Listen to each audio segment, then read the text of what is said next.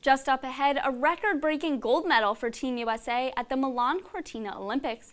And postseason drama begins for the NFL. All that and much more right here on WEBN Sports.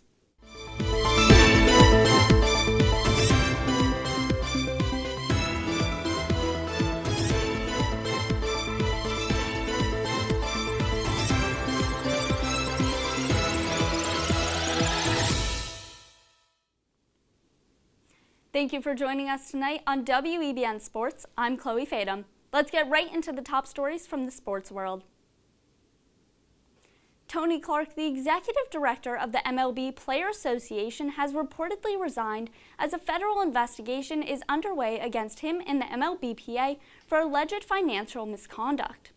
The resignation is also in part due to internal investigations of Clark, which found he was having inappropriate relations with his sister-in-law, who was hired by the union in 2023. Clark was set to embark on a tour of spring training facilities today, but is no longer doing so in the wake of these reports. The MLBPA has not yet named a replacement, and neither party has commented on Clark's resignation. Alana Myers-Taylor has secured her first Olympic gold in bobsledding during her 5th Olympic Games. Since her first Olympic Games in Vancouver in 2010, she has won 3 silver and 2 bronze medals in the monobob events. With a time just under 3 minutes and 58 seconds over her 4 heats, Taylor was able to take the lead, beating Germany's Laura Nolte by just 0.04 seconds. This victory makes Taylor the most decorated female bobsled pilot of all time and the oldest Winter Olympic medalist at 41. Women in the House of Speed are rocking it.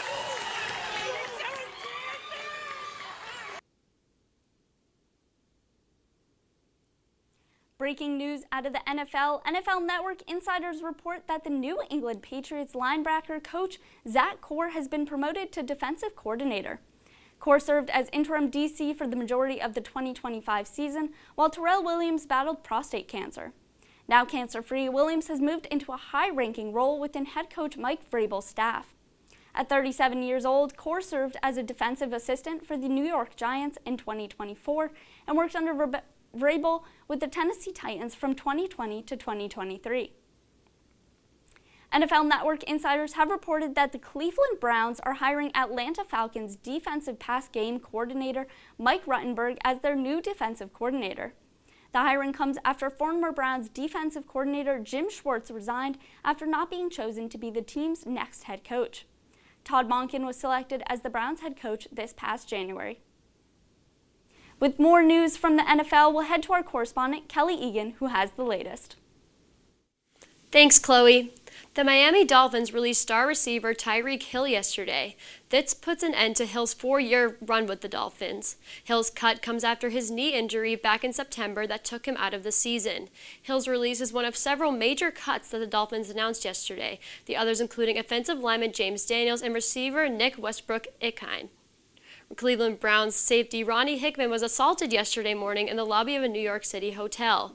Authorities said they received a 911 call at 4:35 a.m., reporting that 4 unidentified individuals were seen punching Hickman in the hotel lobby. The Browns released a statement yesterday that Hickman was treated for minor injuries and is now home resting. The investigation continues as the authorities have no known suspects. Retired quarterback Derek Carr confirmed that he would be willing to unretire.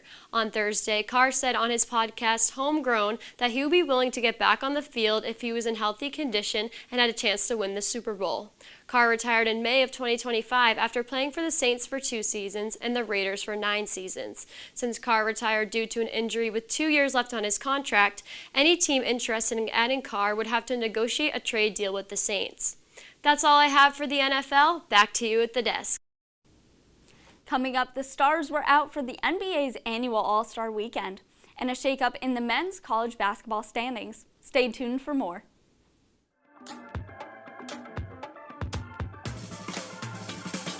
Get it, slip it, cuff it, check it. Talk to doctor now and share it. Get it, slip it, cuff it, check it. High blood pressure silently affects millions of Americans. Staying on top of your blood pressure is as simple as these 4 easy steps. Self-monitoring is power. Visit manageyourbp.org to learn more.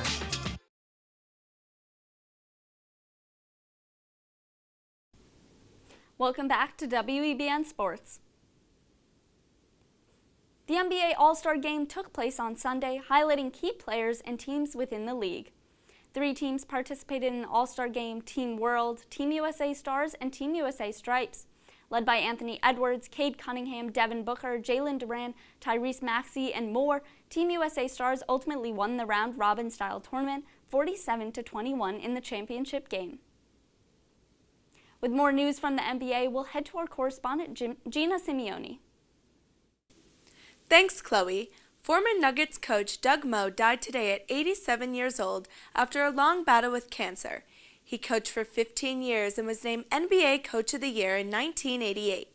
He never wanted a coaching job, but was encouraged by his friend Larry Brown. The Nuggets social media page today made a statement saying he will be remembered not just for his wins and losses, but his leadership in bringing the most exciting and successful decades in Nuggets history. Going into the All-Star break, the Celtics stand as the number 2 seed in the East.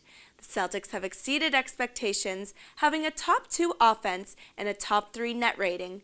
Jaylen Brown has sparked this, being named January's Player of the Month, having a career-best season, averaging 29.2 points and leading the NBA in field goals made.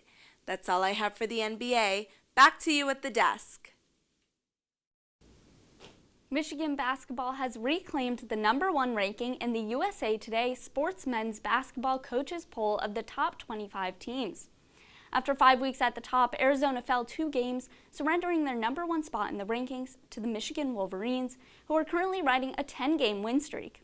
Behind the Wolverines, Houston is in 2nd, Duke in 3rd, Arizona in 4th, and Connecticut in 5th. Iowa State is in 6th place with Purdue in 7th, Gonzaga in 8th, Nebraska in 9th, and Illinois in 10th. Coming up, Team USA Women's Hockey is inching closer and closer to Olympic gold, and we'll hear from our NHL correspondent. Don't go anywhere.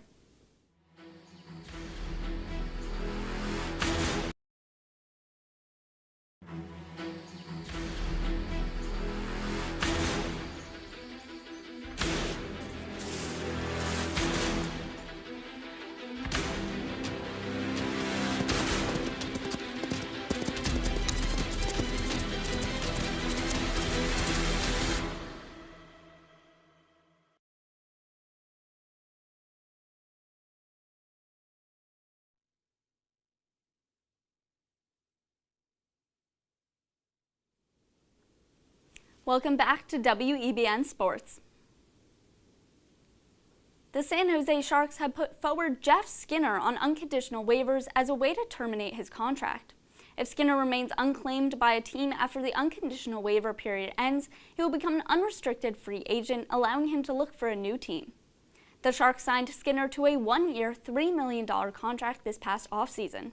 In 32 games this season, Skinner recorded 6 goals and 7 assists, far below his average. Skinner's last game with the Sharks was on January 11th. With more from the NHL, we'll head now to our NHL correspondent, Bella Rocha. Thanks, Chloe. After the International Ice Hockey Federation considered including Belarusian and Russian youth teams in the 2028 hockey scene, the NHL has announced that it has no plans to do so themselves in the 2028 World Cup. Since Russia's invasion of Ukraine in 2022, Russia and Belarus have been banished from international competition and will stay that way in 2027. Even though the banishment is not confirmed to extend to 2028, NHL Commissioner Gary Bettman says that steering clear of geopolitical issues is, quote, better for the game, better for players, and better for fans. Sunday marked the final day of the men's ice hockey preliminaries at the 2026 Olympics, and today the qualification playoffs determined which teams will advance to the quarterfinals. Germany, Switzerland, Sweden, and Czechia have secured their spots in the quarterfinals today, while France, Italy, Denmark, and Latvia have been eliminated from the competition. The U.S., Canada, Slovakia, and Finland have already automatically qualified for the quarterfinals after finishing as group winners or the best second-place team. That's all I have for the NHL. Back to you at the desk. Team USA Women's Hockey defeated Team Sweden 5-0 in the semifinal game of the Olympics.